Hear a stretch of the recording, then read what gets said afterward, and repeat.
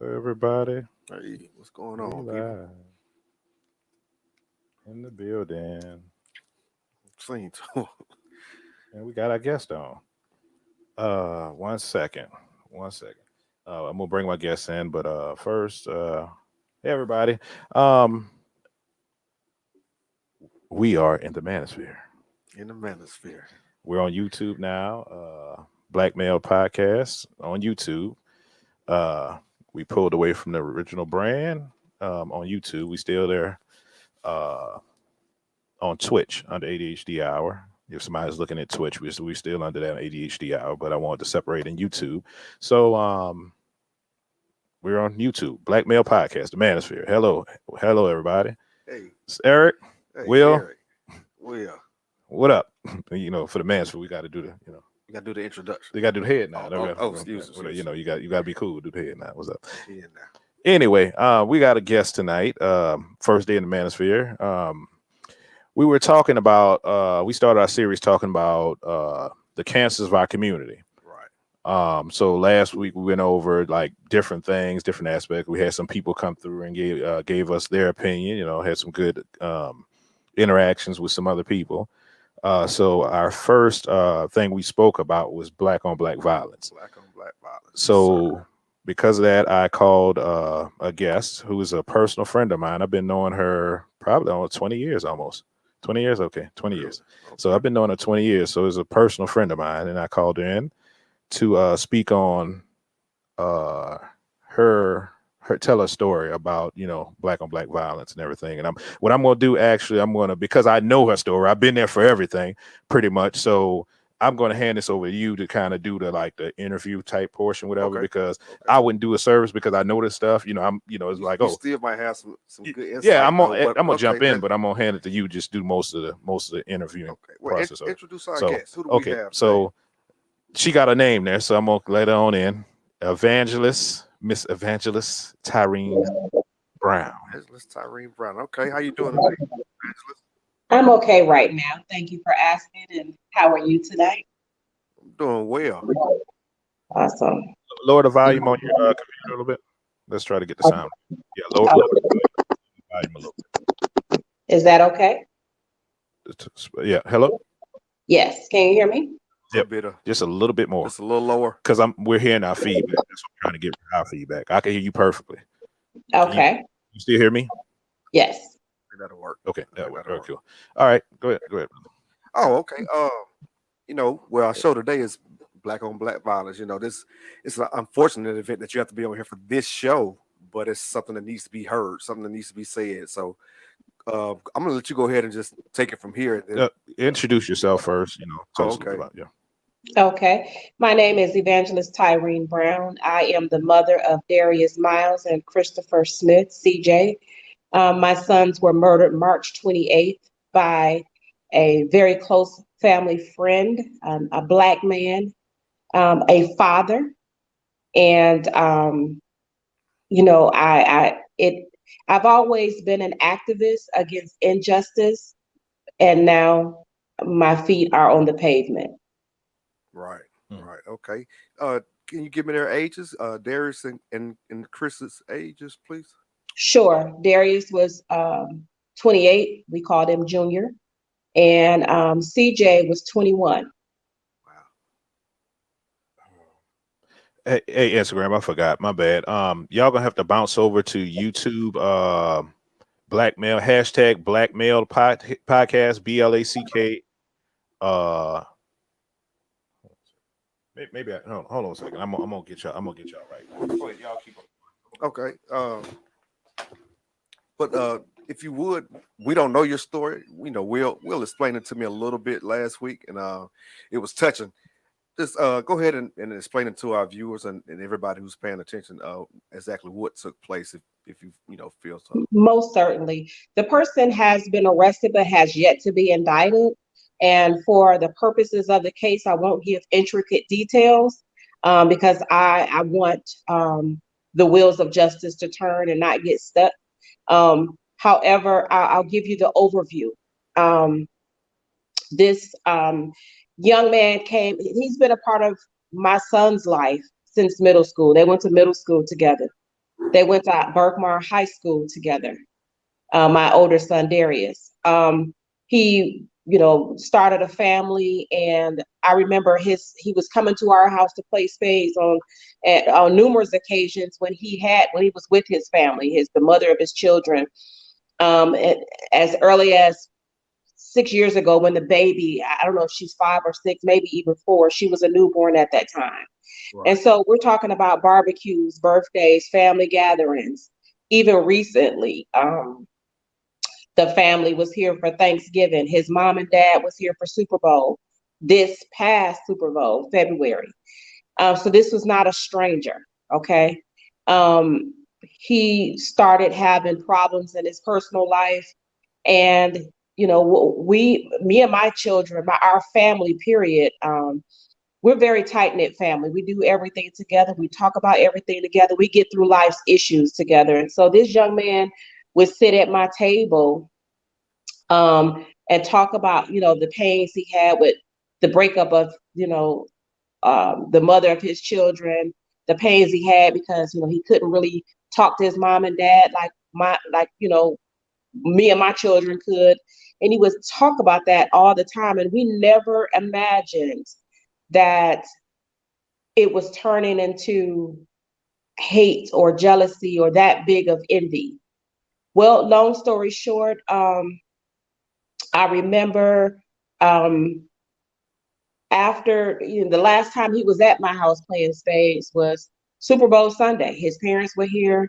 My husband, my son, Walter, his father, were at the table playing spades. Me and his mom was in the family room, entertaining his nephews and nieces. Even his own child was here, and the other kids, and just talking about life and men. And then after that, I noticed that there was a disconnect. We didn't see much of him, didn't hear from him. But I asked my son, Junior, how's Walter? Oh, well, he got a full-time job now. So, he wasn't coming around. And I was like, all right, great. If you guys scroll through my Facebook page, you'll see that there was a lot of times he was plugged into comments. Somebody posted something like, I have a son that's not a blood son, and I treat him, I love him the same. And I tagged Walter, right? Well, May 27th, May 28th, May 27th was the last time I talked to both my sons, and they were both saying, it was about 10:30. I had just got off the plane from Michigan and was talking to my sons, and they were both saying how tired they were. They was going to turn in for the night. And the next day I get a call from my baby girl, hysterical. Mom, they're not returning our text messages. We've been trying to call them.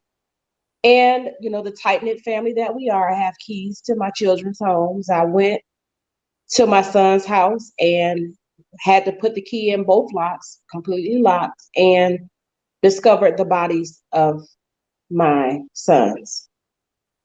Wow. And that's the part that I cannot stop replaying that day.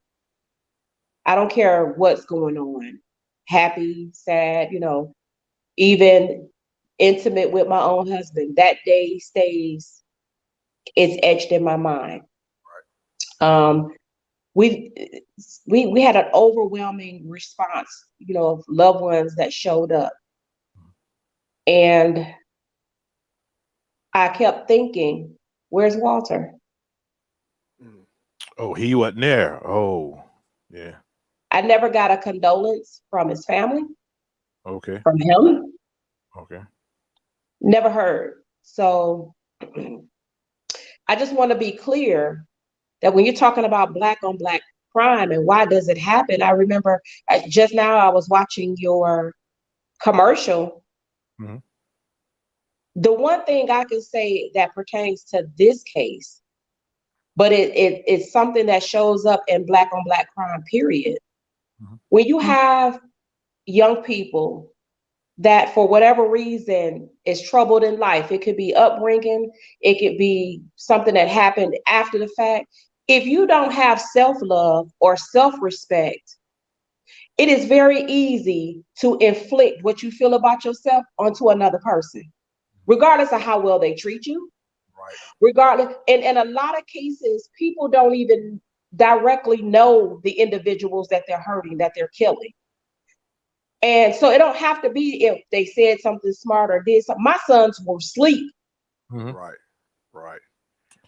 And 1 second. Let me ask you a question about so after you, like, when was the first time like you heard from him? Like after I've the yet to hear from him. you haven't heard from, okay, all right. So Did- go ahead. Was this an incident where he turned himself in, or it was an investigation that took place and they decided that this is who they? Full investigation, because when everything first happened, he was not the first person that I thought did it.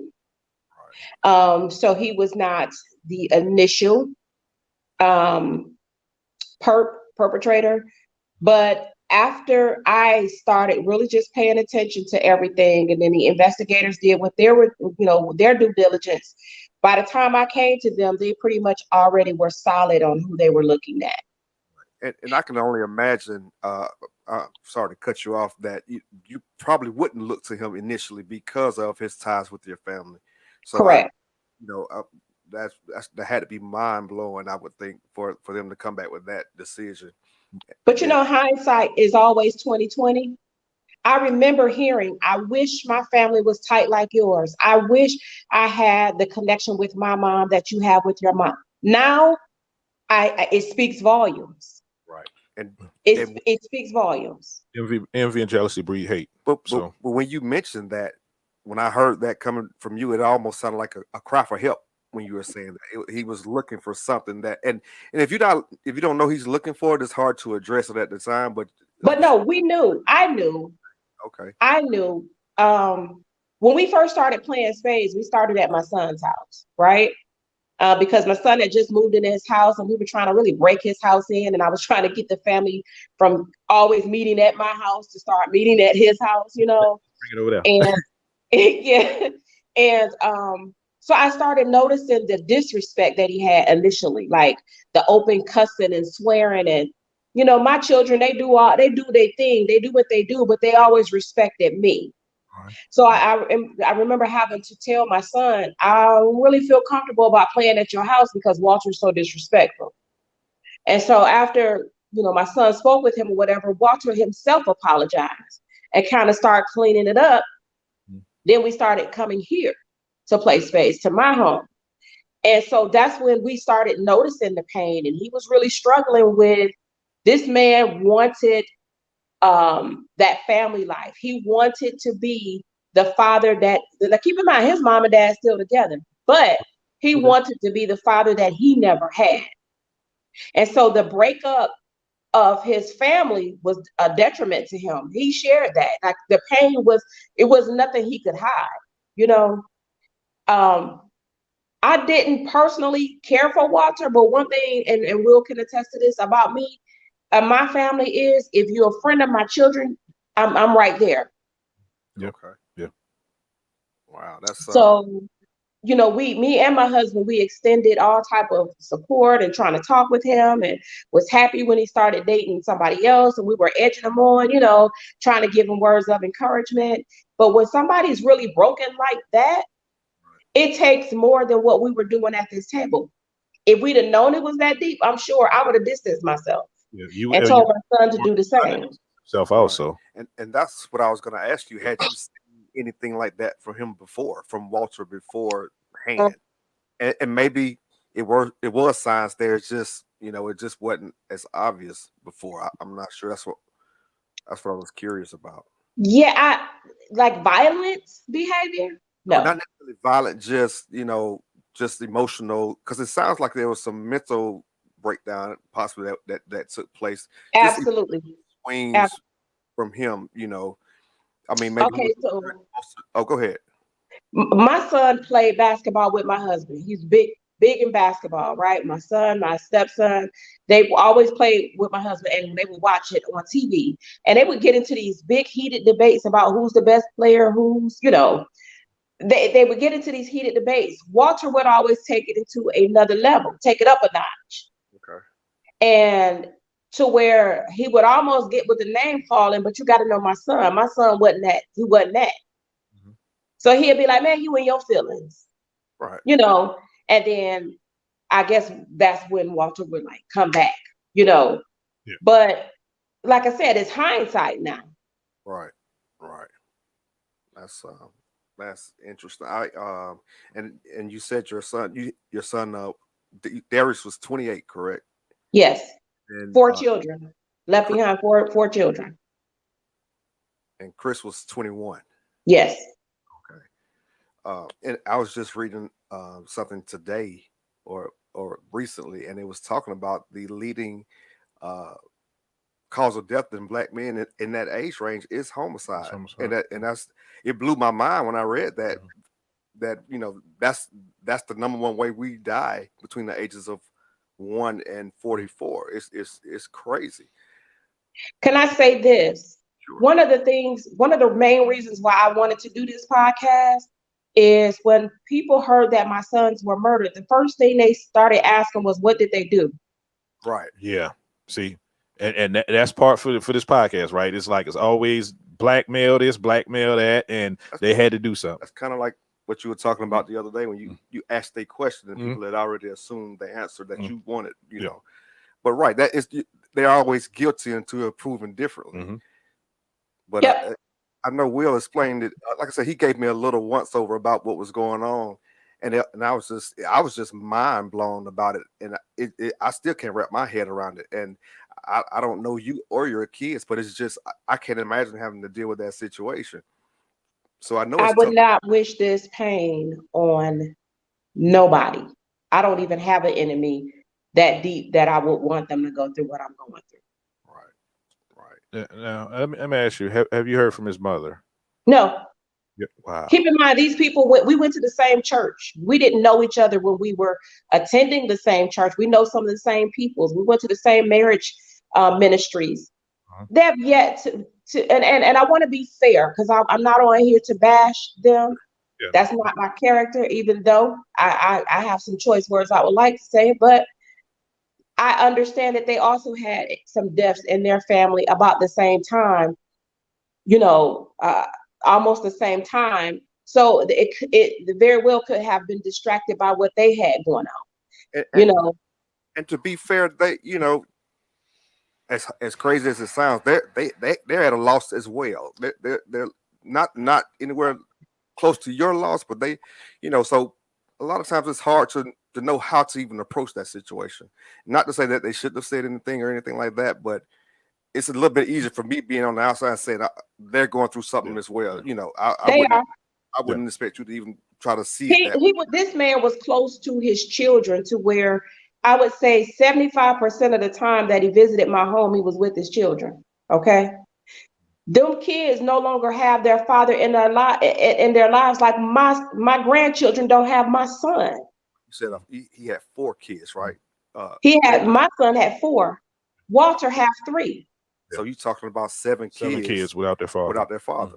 3 boys in the mix. 3 boys now in this world that don't have their father because of some type of emotional, that I'm assuming, emotional imbalance that have to do with self-awareness, Right, self-love, self-esteem. that's what it sounds like. And my son, one of the things, if I could think of a motive, like I said, I don't want to get too deep into details, but there was a point where Walter was homeless, and my son let him stay with him a few days, but it was communicated that you can't live here. I'll let you chill, but I'm not taking care of a grown man. You got to understand you got to know my son to even understand how he worded that, right? Mhm. And I don't think that was perceived. It wasn't taken gently. Yeah. It, You it was know, it was taken like, okay, who is he to talk to me this way? But probably. But I mean, If you're in a victim mindset, right, and you're already unstable, it could be like, okay, he act like he's better than me, right. So I can understand that. Yeah. I was reading something else as well. When we're victimized, it's by someone we know. Yeah. It's Majority usually of the time, someone yeah. we know Mhm. majority of the time. The relationship, how close of a relationship we have may not be, there, but it's someone we know. It's no outside stranger that normally, causes harm to other people. and here's the sad part. Well, all of it's sad, but the part that really burns is CJ, my baby, had just lost his place in December, and he wanted to come back home. But I was trying to teach him a lesson. I said, no, because you didn't do what you were supposed to do financially. He was jumping from job to job. So my junior let CJ stay with him so he can help teach him the ropes of manhood, right? So we're trying to give him tough love. And just because he was there He became became a at victim. his brother's house, his life is gone. right, and that's the stuff. It's just like my condolences out to you. I don't know how when did this take place? What was the time frame? How long ago was it? This past March 28th. Wow. See, and like I can understand where that mess with you, but it's, I mean, you can't foresee anything that What's gonna happens. come? So I mean, I understand me saying that is whatever, but you were trying to do something good, and because it's evil world, because it's something that you could not, you couldn't do anything about. I mean, You were something doing the bad right happened. thing. Yeah, you was trying to do the right thing. Yeah, and you have no control over what someone else is gonna do. I went back and forth in my mind with a whole bunch of wishes, shoulda, coulda, wouldas. The day before this happened, I was in Detroit, and my son Junior was supposed to have went with me, but he wanted to drive, and I was like, I can't do that drive. I gotta fly. So I go back in my mind about I should have let him come. I should have did, But the reality of it is, one thing I do know for certain, something was going to happen because we did not know that this man was brewing that type of hate in his mind. Something was going to happen. Right. It could have been I your whole family over there. In my family. Right. Could have been more than this, them too, And it's you and that's the human mind at work. You can always beat yourself up and go back and look at stuff and try to see what could I have done differently. But in reality, things happen the way they happen. And you said it earlier, hindsight is 20/20. But if that was the case, it wouldn't be necessary for it if we could go back and fix things. Absolutely. But that is tough. But I think it's important that your story is being shared with people because this is a real issue in the community, and that's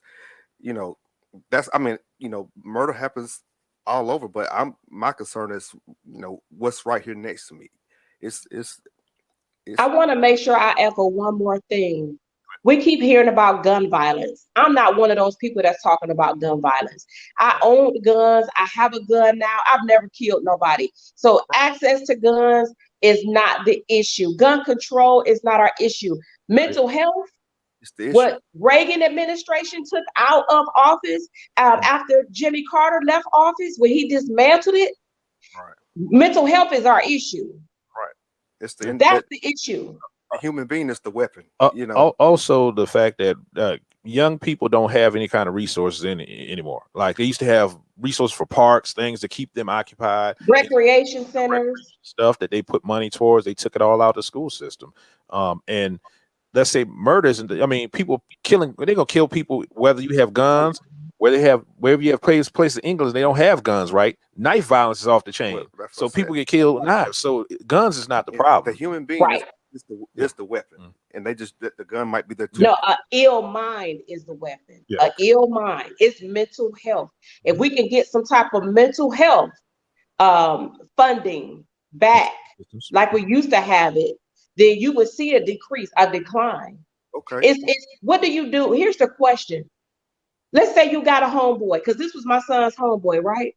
Let's say you got a homeboy and you see that he's off the chain in his thinking. He ain't quite rap right. What resources do that friend have except call his family? What the family gonna do? Try to talk to him, do what we did, try to sit him down for Sunday dinner. But if we can't offer you no type of 1-800 number, man, go check yourself in, go see about yourself, go sit on this person's couch. Because reality of it is, this happened to me, but you know how much I got to pay for therapy? You know how much I got to pay for my granddaughter to have therapy? Right. So mental health cost is very expensive. So if you already down and out without a job, and you already have financial woes, and the government ain't giving us no type of resources, or let me not even blame the government. There's no resources, period. That's free funding to help people with mental health issues. So you got your homeboy, you see him tripping. What can you do? What can you offer him except, man, get it together? What you gonna do? Stay the hell away from him, right? But that don't mean that his mental health snaps back. That means that he's now going to victimize somebody else. Yeah. And that's a good segue, because I was going to ask you, what do you think are some of the causes? And I think mental health is the leading cause. And it could be looked at it in many different ways when you talk about mental health. But okay, you talked about the gentleman who committed the crime, his mental health and what he was going through. But it's also a mental health issue with I'm just going to step away from that for a second, with kids growing up without any leadership, without a father figure, things like that. Mm-hmm. That's Will know me, so you know what I'm about to say. Yeah.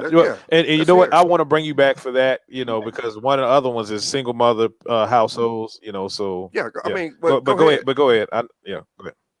I was just about to say, I left my ex-husband when my son Junior I think he was 9. Okay. I've been in Georgia 22 years. I just met my husband 14 years ago. So and I wasn't one that just linked on the government or on the system. I was a single mom that worked. And halfway through that, went to school full-time. So I worked full-time, went to school full-time, raised 6 children by myself. Okay. So my sons were law-abiding, working, graduate, high school graduate, responsible, law-abiding men. Right. Okay. But in this, right, I want to bring you back for that conversation. But in this, I want you to know you're the outlier of what usually happens. I was going to say, and that says you're a not lot about the norm. What you did as an individual. But I mean, everybody is not putting it together like you did. So it's you did an amazing job, but it's a lot of kids falling short of any kind of leadership or parenting skills at all. But because that's gonna go into other show, which will be the next show, and I want to get you on there because I want you to speak on that, because like I said, you're outside the norm, but you also know the norm, so you see the norm, so you can speak on that from both, for both ends. But absolutely. Let's go back to, because when I met you, actually, you had went through a violent situation, right? So we can speak on that. That's why that's why you were perfect. I'm like, you've been through all kind of stuff, and I've seen it all, and you're a strong human being for going through everything you went through, and you can speak on all that. You're one of the strong people I know, to be honest with you. Before you go, just can you did you ever say where you were from? I'm from Detroit, Michigan, East Side. Okay. I'm from the bottom. Okay. That was for my personal information. I couldn't remember if you said it or not, but okay, go ahead. So let's talk about okay, when I met you, you went through a problematic situation. So can you speak on that? Sure. November 1st, 2002. A day before that, the father of CJ, his father, had just got out of jail because I had to go before the DA and get charges dropped, but he went to jail for assaulting me, and I had a personal protection order against him. I went and almost perjured myself to get that drop, because I was listening to him say once he got out, he was going to go back to Detroit. He wasn't going to bother me no more. Okay, so that happened. That was October 31st. November 1st, I received a phone call about 4:30 p.m. with him saying he was on his way to my house. Now there's a problem with that because I moved to get away from him. Wasn't even supposed to know where I was, where I stayed, where I lived. And he was that type of person that if he said he was coming to do something, you can take that check to the bank. So the first thing I did was I called his mother first, and they wasn't trying to help me. I hung up. I called 911. So I'm on the phone with the 911 operator, telling them that this man who has a permanent protection order, is on his way, and then he shows up. My son, Junior, the one that just got murdered, he, long story short, he beat me with an unopened bottle of champagne into a coma. Beat me to where I ended up with 3 stitches here, 36 stitches from here to here, 3 of these fingers broken along with my arm. And I am an advocate against domestic violence, but I gotta say we need reform because what women don't realize is once you do that protection order, you just put a whole bunch of gasoline on a fueled fire. And people don't tell you that. Once you get that protection order, get gone. Okay. So he was sentenced to do 20 years in prison. He did 4 because of a technicality where we did a retrial. And the retrial, he pled guilty and got time served. Okay. Fast forward. November 2019, he's newly married. Killed his wife and killed himself. Wow. Had he still been locked up, he wouldn't have even known her. Wow. And this points back at the whole mental health thing we just talked about. And I can't sit here pretending like I have an answer for mental health. The government is only going to do so much. And the way I feel about the government is, I don't want to go too deep, but when they do something, it's always to the lowest level. It's at the lowest standard, especially in our community. So it's like, okay, it's a great gesture, but it has to be. We got to do better. That's that's mental health all day. I mean, we got to figure something out. See, go ahead. That rocks on both sides. So one of the things I have done is created support groups for women, right? For women who's battled with domestic violence or even depression. But then there's another partner that don't get to speak at all, and that's the children who are victims of domestic violence. They done seen too much, they done know too much, and then they grow up to be your Walters, right? Mm-hmm. So one thing I've done, and especially since now, is I am adding more support to my support groups. I'm expanding my ministries. I'm one person, but I'm going to do all I can do to help the mental health of women. You need somebody to talk to. If you need somebody to pray with. Sometimes you just need resources, but it starts with, just like Michael Jackson said, looking at the man in the mirror. You right, the government, they will be happy if we just annihilate ourselves and be done with it. Okay. Yeah.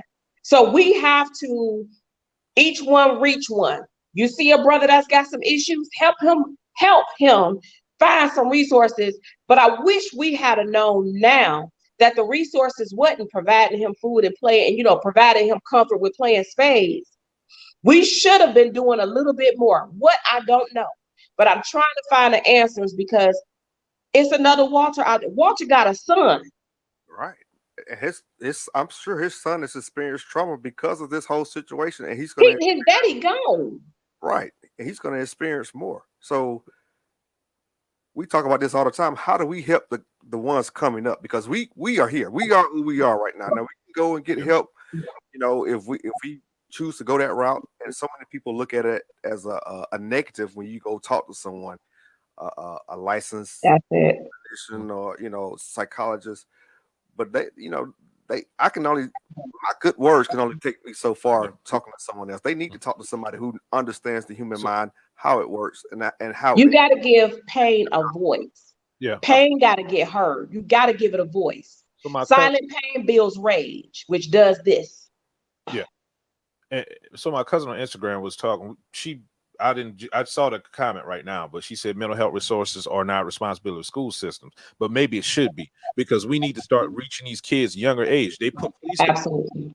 police officers in the school systems. Right. Why we don't have those resources in the school And, systems? and you know what? I think they do, but I don't think about it. They don't call them what they, what they call them, counselors and all this stuff. But I don't think they But really I don't are think- licensed. Yeah, they're not licensed. I don't think I don't they think have they're the licensed. ability to handle a lot of No. this stuff. They need licensed therapists. They need people that can actually provide medicine, or send them someplace where they say, okay, this person needs real help. Right. Like, be on some kind of medicine to get their hormones balanced, to get something mentally balanced with them. But we have to reach them before they get to 25. Yeah, that's what I'm saying. That's why I say school system. Yeah, we got to get to them a lot sooner than that. Because once they reach really by the age of 10 or 12, they kind of who they are, and it takes a lot to bring a child out of that when that's all they've been doing that their entire life, or that's all they experience, that trauma, whether it's emotional, mental, physical. It has to be something put in place that's going to reach them a lot earlier than 12, 15, 20, 25. Because once the system gets a hold of them, there's no rehabilitation taking place in prison. I mean, None. You just spoke on this guy, got out, married to a woman, and killed her and himself after he had been. Yep. And that was his second time in prison. Actually, that was his third time in prison. What he did to me was the third time he went to prison. He wasn't rehabilitated. Yes. Institutionalized, but not rehabilitated. Right. So she said this is not what the school system are for. Support, yes. Responsibility, no. Well, let's not say responsibility. Let's say because they spend a lot of time with children, right? The kids they have to go to school. They have to go to school by law for a certain amount of time, for the whole day, pretty much. So they can actually see this in a working situation to where this kid is off. This kid does not work well with kids. Think about the school shooters, right? Think about They have that. So they have that. They have it, and they have better resources than they do down here, down south. Down south, we don't have that stuff. They have it.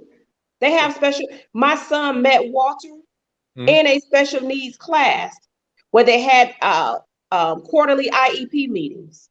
Okay, but it was They only had that. okay. So was it just because of special needs class, or was it for the whole school? It was just for that class. Okay, so that still wouldn't touch the people in the school, unless they're in that class.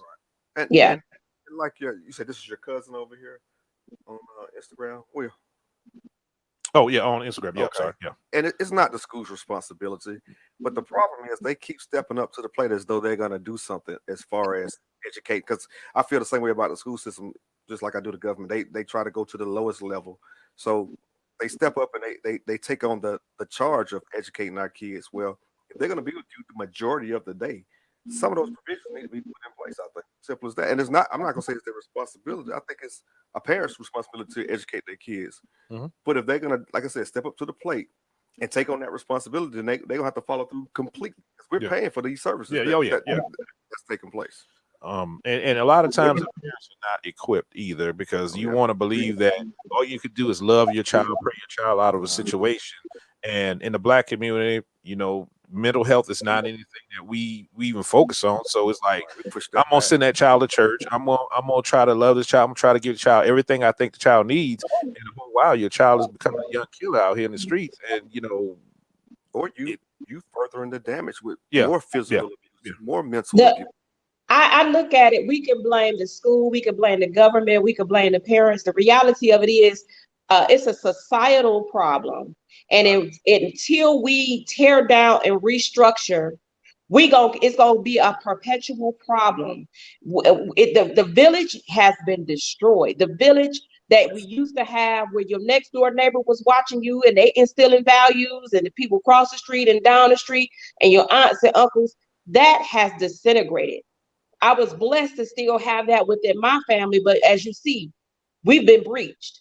Yeah. That is something that has to happen, and it cannot happen. And I know y'all ain't religious, but you got to remember who I am. It cannot happen if everybody is not keeping up in prayer and protecting your children with prayer. One of the questions that was asked to me is, well, you prayed and your children, your sons still were murdered, but guess what? 2 of my sons were murdered.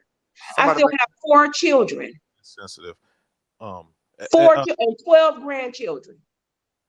I'm still going to be praying. I'm still going to be calling on a God that don't nobody believe in, because it's real. He's real. I'm a living testimony. And until people start incorporating God, you know, they just put God prayer back into the schools. They did that because of what's happening. And until we can put prayer back into our homes, until we can do that, we're going to keep having this problem. We're going to keep having this podcast. We're going to keep having the stats. It's going to get worse and worse because ain't nobody praying and everybody bleed. Right. And we said, you know, okay, we doing the podcast, but we said we want to do something. Anybody can sit around and talk about it, but you know, what can we do to try to change something? You know, start with the man in the mirror.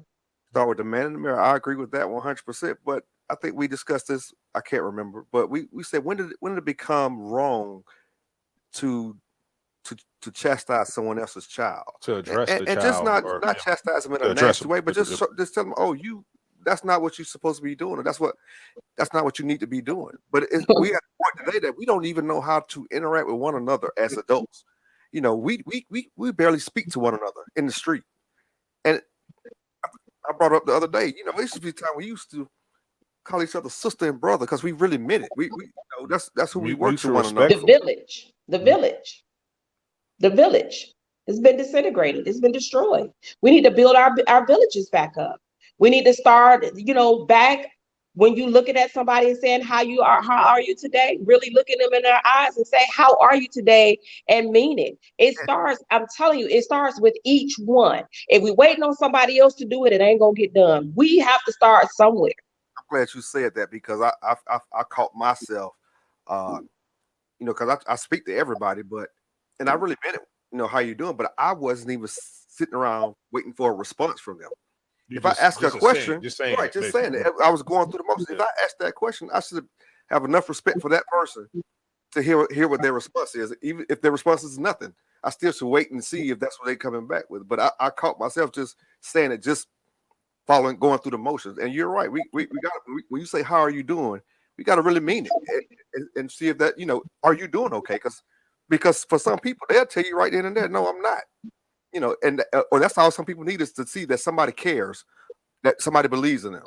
And I wish Walter could have ran into somebody with some type of positive notion before he did what he did to my sons, and maybe we wouldn't even be having this conversation.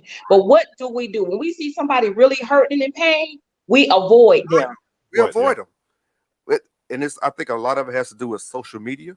I think a lot of it has to do with just the whole technology age where we no longer know how to interact as human beings, one another. You know, we went from desensitized. Right, we desensitized. Yeah. We went from writing letters to talking to people to now we back to writing letters again. We texting everything. You know, nobody has any face-to-face conversation. Nobody understands. There's no context when reading text for me anyway. I can't speak for everybody else. I have a hard time understanding context when reading someone's text. But we miss that. Human beings need to interact with one another, and we don't do it anymore. And we only going to do what from the energy source in which we're operating from. If you're operating from a negative energy source, you're going to reap negative results. If you're operating from a positive source, you're going to reap positive results. It's really, it boils back down to, once again, that prayer that you have. I don't care if you hold your son hand, your daughter hand before they go, or if they grown, call them on the phone. I love you. Jesus wept. we got to. That's, to me. You, like you said, I'm one of the strongest persons you know. It ain't my strength. I promise. Mm-hmm. There's days I can't get out the bed, but I do call on somebody that helps me. And Will, you know, I've had a lot of problems, but what did I do? Conquered them all. Yeah. Not with my own will or my own strength. It's not. If we don't get back to believing and having faith and a higher power, and it ain't just about prayer, because prayer without works is dead. Not only do you got to believe it, and pray about it. You got to do something about it. And what's your limited ability? You might have one child, or one nephew or one niece. If it's to mentor to that one nephew, one niece, and you pray with that one nephew, then you that's one person that you're helping to save. But we can't act like this is somebody else's problem. Right. Because I promise you, I don't wish this on nobody, but when death knock at your door, it's gonna be a whole bunch of wishes, shoulda, coulda, wouldas, like what I'm going through. Right. Yeah, Everybody got to wear these shoes one day. It's unfortunate. Yeah, Can't nobody say. You do at that moment. That is. The one thing that keeps me from nutting up is the fact that I know my boys were not angels, but they were nonviolent. Mm-hmm. They were decent human beings. They knew to pray. They were close with their family. A lot of the information that the detectives had, we was able to give them because we know our boys. We knew them. Yeah, you knew. I was not a mother that was on the east side talking about my son doing something on the west side and ain't seen him in weeks. That ain't who I was. I stayed connected. And if all of us would do that, stay connected, we wouldn't have this problem. We wouldn't have Walter. It's very true. Very true. So hold on, I'm about to read something my cousin said. She was giving a something, the organization or something here in Atlanta. Suggests that she invite organizations like, God dog it, the Atlanta Women's Foundation to meet with them and help them advocate for a change in domestic violence laws, starting with local laws, as well as identify resources that are there. They need help accessing them. So. Absolutely. You said that, including who? Oh, shit. Got me working. I got you. You got me working. Don't worry about Atlanta Women's Foundation to meet with them and help them advocate for change in domestic violence laws. Yeah. Will, I think right about the time I met you, remember I was working closely with Women's Resource Center of DeKalb County. For you. Yeah. I remember that. Yeah. I'm in the process of this won't be the last time you see me or hear me talk about this. Oh no, and look, you got a place over here. Come on over here, and we gonna talk about it. Thank you for the platform. I appreciate it. Heard. It needs to be heard. And then you are an example of many others who have went through this or who may go through this in the future. So yeah, absolutely, your story needs to be heard. So you need to share it as much as possible. You know, if your heart, so you know, if your heart allows you to. Absolutely. It's funny, but my voice has always been one of influence, and I thought it was all in spoken word and poetry.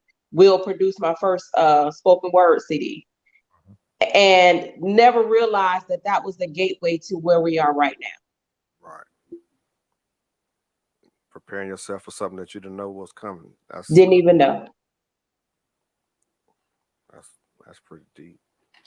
Yeah, you know how our life is in preparation of something. We just don't know until we get there. Right. Yep. Lost right now, as far as because I can't even, I'm still trying to wrap my head around the entire situation. I mean, you mentioned it to me slightly, but I didn't want to take it out of what was going on. So I wanted her to tell you in her own words. I miss my sons. I don't know.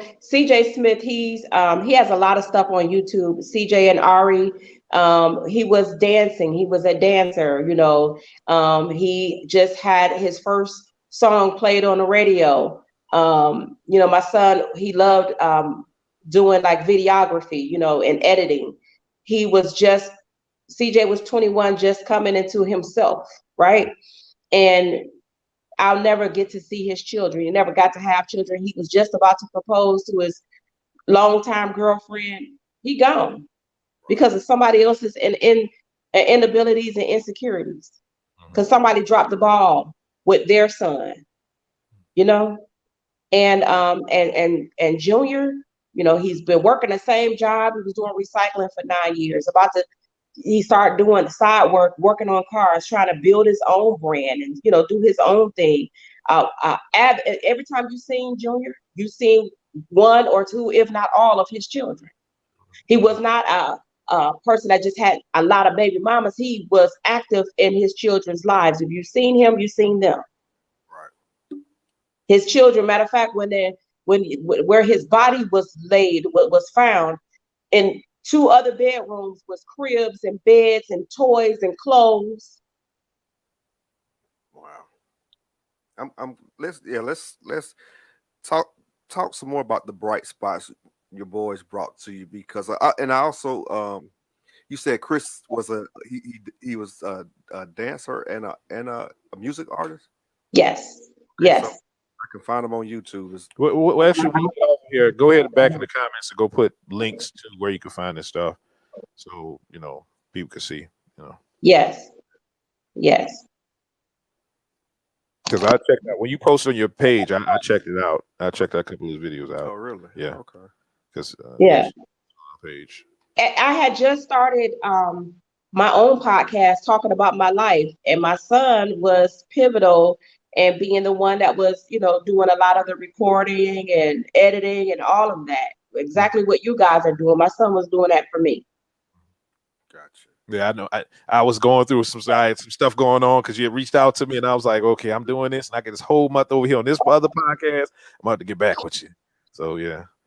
Yeah. But I had a question I wanted to ask you, and it escaped my mind because we was talking. I'm multitasking. You know how I do. So let's go back to they came arresting, right?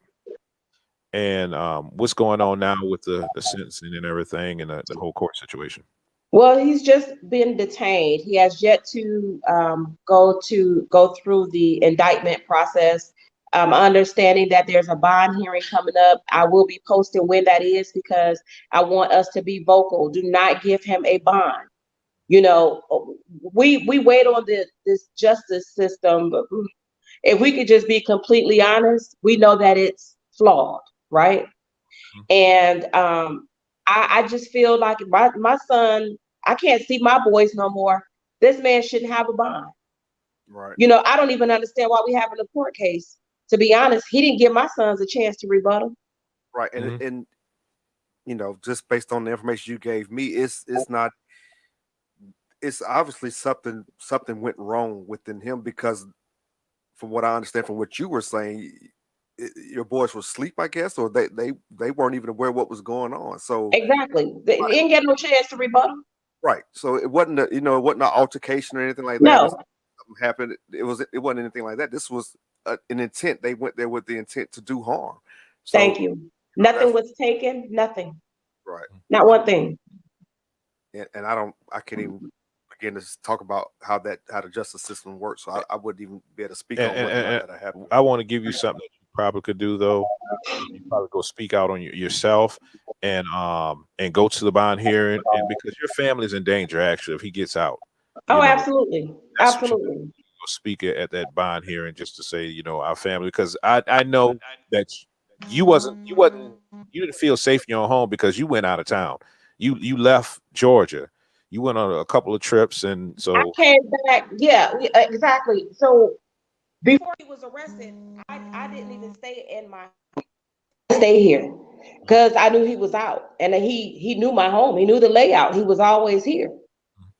So you know, we checked into a couple of hotels. I've had a few other deaths in the family. Yeah.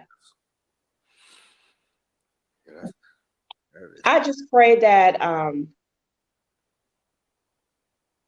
got 12 grandchildren and 4 surviving children.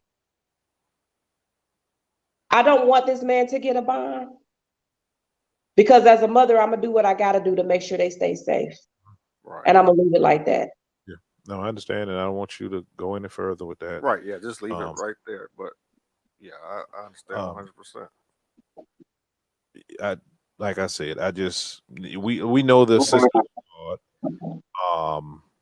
And like I said, I would wouldn't suggest you do that just because, you know, it keep from anything else happening, you know, because I read some of the posts. I'm like, you know, when it first, you know, you first found out, whatever, and it was kind of dark. And I'm like, you know, so I would suggest that you do that to keep from anything happening. I would hate for anything further to happen.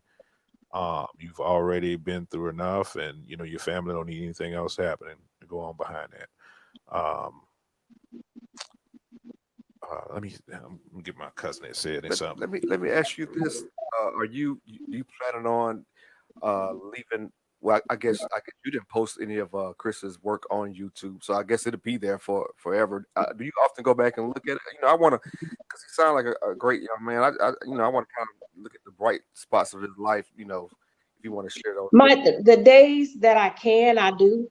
Right. My days are up and down. Not even just the days, the hours are up and down. There are some days that I can talk about them, and then there are some days where I'm just choked up and can't. If you come to my home, it's like I have pictures of my family throughout, right? So I see them daily, you know, and I have yet to go to the gravesite because I just can't. I know I have to this weekend because I got to, you know, finalize some things there, but they're not there. They're here. They're not at the cemetery. Their flesh is there, but they're here. Yeah, they still reside there because you still feel them there. And I think you remind yourself of that. You should be good. You know, I know it's probably tough, but just keep reminding yourself of where they are and you know, the lights they were in the world. So or that they are in the world, you know, because they never leave. Okay, so my cousin says she can also start a petition for local representatives there locally, get 750 signatures, and demand the next county budget include mental health resources. It will not go ignored. I will.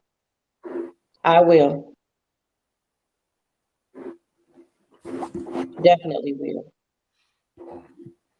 So normally we try to come up with some solutions, but you know, well, we've already talked about solutions. We talked about mental health, and I'm sure it's other things out there, but I think the mental health is probably the biggest. Do you know that 75% of our homeless population are people with mental health issues? I did know that. Yeah. And so it's not about getting them a job and getting them some money. If your mental health is failing, you don't know what to do with a job or with money or with the house. Or you know, you may be good today, but you may not be any good tomorrow. You know, you just don't know. Because when you're dealing with mental health, it crosses the gambit. It hits many different points. So it affects. It don't care if you white, black, young, old, man, woman, child. That mental health issues is non-discriminatory. It affects everybody. And go ahead. Well, the difference is in our community because of we worry about the wrong stuff. I'm gonna pull back my actual words. We worry about the wrong stuff. We focus, and that's one of the other things that's part of our cancer community, right? The materialism, the stuff we actually worry about doesn't serve us any purposes. So we don't have the money, the resources within our family to even get that kind of mental health issues. When we do have we stick up our children that is wrong. So that's part of the issue. Other communities, they have those resources within their house, within their family, to go out and seek that mental health situation, get something happen to it or with that. And at a lower level, you know, you can, you know, I catch myself doing it. I go on YouTube and look at different, you know, people to talk about different things that, you know, that helps me out and stuff I'm going through, because we all have mental issues from time to time, and it may, you know, each one is different levels of severity, but you know, that's how I choose to spend my time if I'm on YouTube, you know, whereas we might be on there doing, I don't know about YouTube, but some of these other social media platforms doing whatever. Useless. I'm glad you said that. In this process, I don't have nobody I can really pick up the phone and vent to every day, all day. And I'm hurting, you know, all day. One of the things I do, and I'm putting this out there and hope somebody else hears it and do it, is I do go to YouTube and I type in motivational. That sometimes help me get up in the morning just to get in the shower. You know, we live in an information age. Ain't no reason why you don't know in this age. Right. If you got a phone, you got a way to know. And sometimes it's just about hearing. Sometimes you need that edge, but it goes back to what I said originally. If you don't know who you are, then you don't know what you need. Yeah. Self-assurance, you can't assure yourself nothing if you don't know who you are. Everybody trying to look like, and I ain't nothing wrong with Nicki Minaj, but why everybody trying to look like her? Can you look like you? Yeah, Who are you? Can you know who you are? Can you be a trendsetter so that somebody can think like you or want to be like you? But no, everybody want to be like this one set image. I'm gonna say it is something wrong with the way she looked, but that's a different. That's a Yeah, different that's a podcast. different so podcast. We ain't gonna get off in that. But I know what you meant exactly by that. But But that helps me out a lot as far as I haven't seen anywhere near the treasure that you have, but I need a motivational boost sometimes. So I need learning how to deal with loss, learning how to deal with certain things, and I found a lot of that stuff online or on YouTube. So it's that's a resource. It's not the best, but you do the best with what you have. That's right. And it's great and it's free and it's there if you want it. Right. It's a whole bunch of people just wanting a reason and an excuse for them to be acting ill. It's a lot of people that just like to reside in they excuses and they reasons. It's also a lot of good information in books if you're willing to read, but that's not the society we're in today. People afraid to pick up a book now. Microwave society. You can go to TikTok and do the same thing. A lot of people be on TikTok. Go in there and put motivation on TikTok, and they'll probably put up the same stuff too. I will say this, Will, and you know this. For years, people asked me to write my book. Mm-hmm. I felt it would not hit my target audience because I want to inspire and influence people that's been hurt like me or low like me. People that's low like that ain't picking up no book. Picking up a book, yeah, you're right. Because they can't barely focus. But they can't focus. Guess what though? You can hit people at a different level. So that's what I do. You can still help somebody, and if it's just that one person, if you change that one person's life, that's more than enough. Yeah. I suggest you write that book as well. Hey, I'm making the movie. Podcast, write the book. Making a movie, huh? I'm making a movie right now. Okay. Podcast, write a book, make your movie, hit them from all angles, and they're gonna hear you. I mean, because everybody, like, black on black violence hits everybody's family. I don't care who you are. Somebody within your family that has been affected by black on black violence. I've been affected a couple of times. I've had a couple of times where I've had guns to my head. A couple of times stuff going on, but I'm still here to talk about it. Right. But we in our community, we just don't. We get numb to it. Like we became numb to it. It's like we see it in our movies, we see it in our shows, in the music. It's all around us, and to the point where I think even with the mental health thing, right? If you take so much in, eventually in your mind it doesn't become so bad. Right. It's not so bad because the human brain can adapt to any situation. So if you constantly taking in that, if that's your environment, then that's who you are. That's who you've become. And it doesn't stand out. And you go and share that information with somebody who's not used to that. They'll look at you like, well, I guess you are crazy, but they'll look at you as though you were crazy. So it's what's sad is we see what's happening on movies and everything, and you see our children acting out. They're gonna act out what they see. The problem is ain't no rewind button in real life. Ain't no rewind button. That is a message I share with my kids all the time. I said, be careful what you expose your soul to, because you can't take it back. You can't erase that. It stays there. It's there whenever. So when you're looking at all this foolishness on YouTube or anywhere on the internet, stop pulling up these crazy videos of people doing crazy, shooting people or dying. You can't take that away from your soul. Once you expose your soul to that, it's there for good. It's there. Also, I want to say that with viewing that stuff, right? The other problems we don't have in our community, right, is parenting, like real parenting.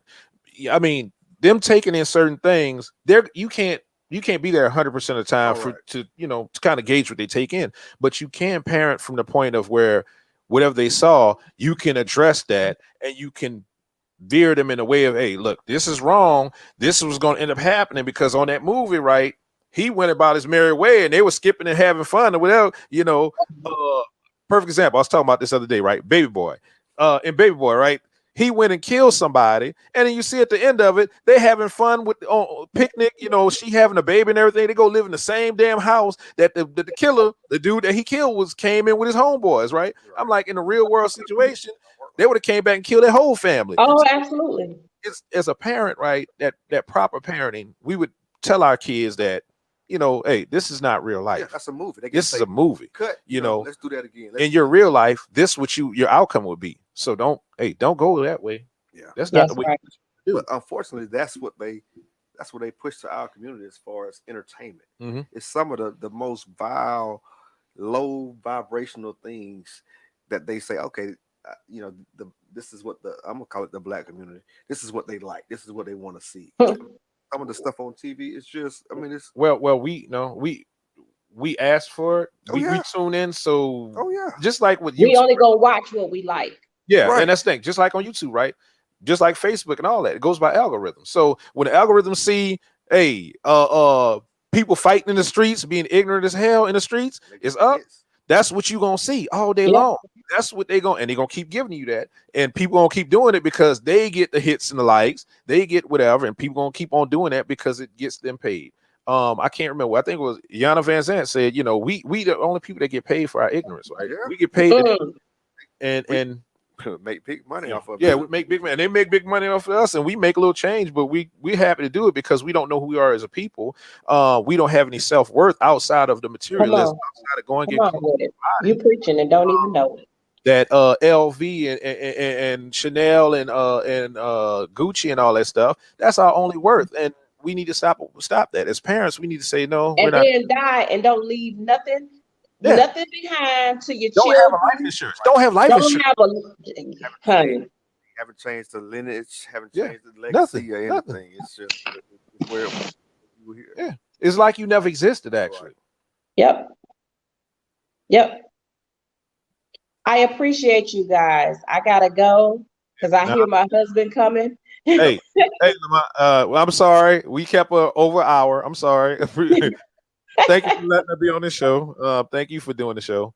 Thank you for having me. And I'll be posting, sending you all the links to CJ's stuff Right. and his songs and stuff. You'll be getting that. Okay. Please Like I share said, you can put down in the comments. You can put down in the comments, and I'll even post on Blackmail page on Facebook. I even posted on there. I think next week I'll send it. If next week we're gonna do the single parent, and if that's it, I'm gonna reach out to you and let you know. Well, thank you for coming out and sharing your story. Although it's a tough story, I appreciate you sharing it with us because it needs to be heard. It needs to be said. So Absolutely. I appreciate you having me. Thank you. All right. Bye-bye. Bye.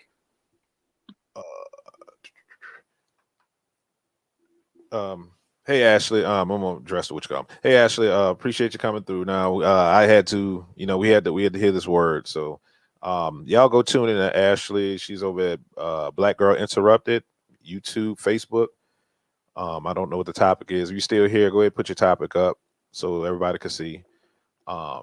Yeah, like I said, when I met her, she was going through like just getting out of domestic violence situation. Like her arm was That whole story she told about that is just as doggone traumatic as her son's. No, yeah. I mean, and what she didn't tell you, what she didn't say was that the only reason he stopped hitting her was because her nephew was there and went and got her gun out the room and pointed to the back of his head and told him if he don't get his gun, he was gonna blow his brains out. Wow, I'm trying to figure out how he didn't do it anyway. He would have probably been justified. Yeah, probably would have been. I don't know. But I mean, who thinks about justification at a time like that? Yeah.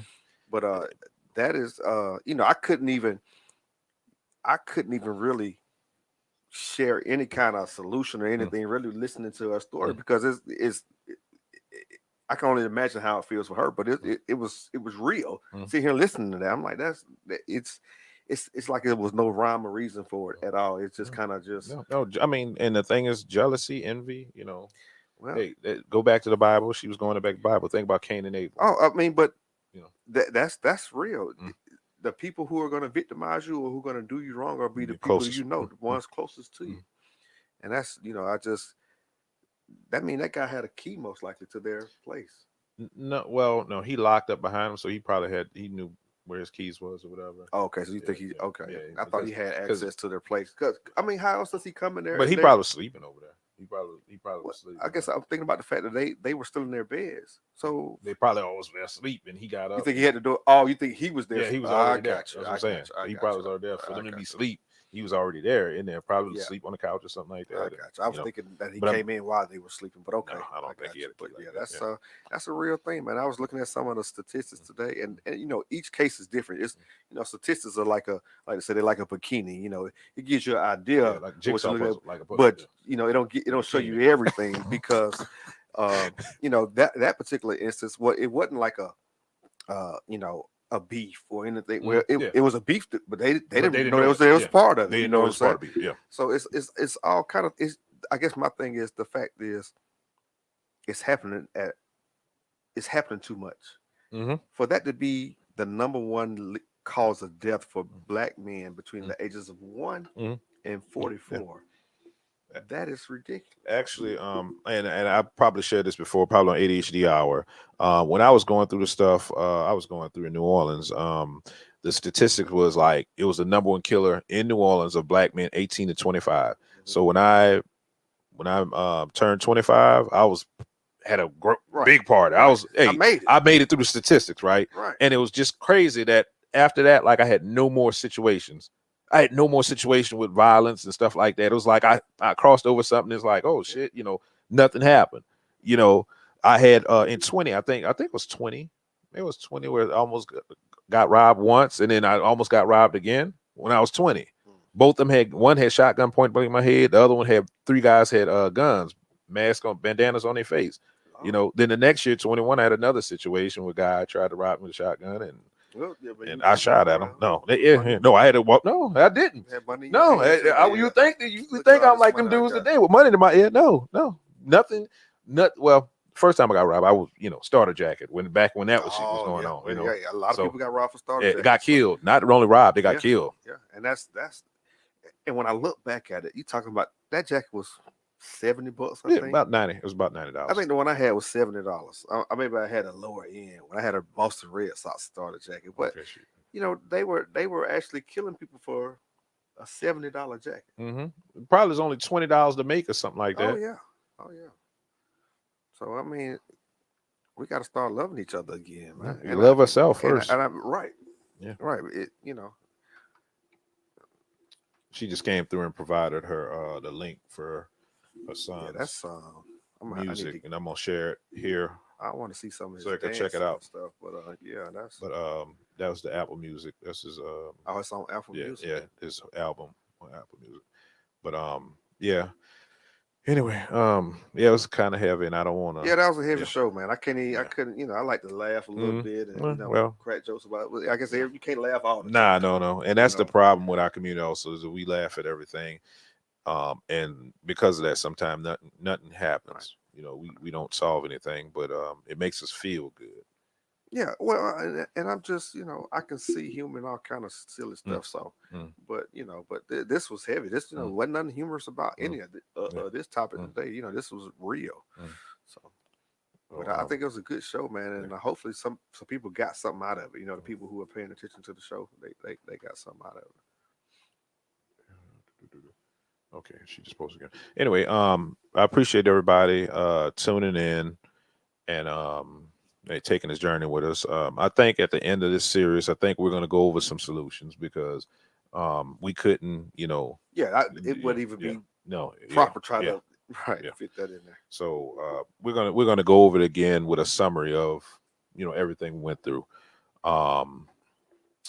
Next week, I think it's going to be the single mother. I think it was single mother or the material. I mean, materialism. I think was the end.